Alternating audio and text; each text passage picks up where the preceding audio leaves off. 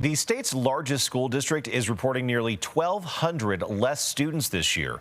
With each student bringing $15,000 in state and federal funding, the Denver Public School District is now adjusting its budget by $18 million. Now, parents whose kids go to school in Louisville say they were caught off guard when the sudden closure of their kids' school. Sarah Horbakowitz reports from Boulder County, and she tells us low enrollment played a role in the school's decision.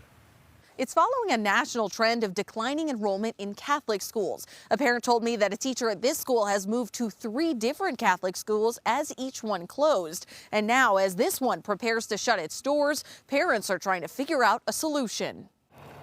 You know, we're in the business of saving souls. That business is through the Archdiocese of Denver, where they're seeing fewer students enroll in Catholic schools. Interim Superintendent Scott Elmer is preparing to close their 5th in the last 3 years. When enrollment is low, that obviously raises the cost to educate per child.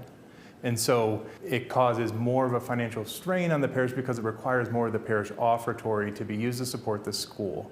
This fall, the Archdiocese decided to close St. Louis Catholic School in Louisville at the end of the school year,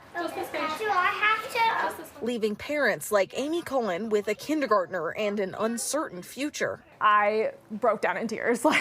When I read that email, I was just absolutely heartbroken. But St. Louis, the community really feels like a family. Cullen says she found out about the closure a week after a school fundraiser brought in thousands. No town hall or even no communication to the principal of, hey, we're thinking of closing your school. You know, what do you guys have to say about that? What could you do about that? So I asked Elmer if they could afford to keep the doors open. Some of the parents that I talked to said there was a recent fundraiser and they looked at the finances, and it seems like the parish has enough funds to keep this school running. Mm-hmm.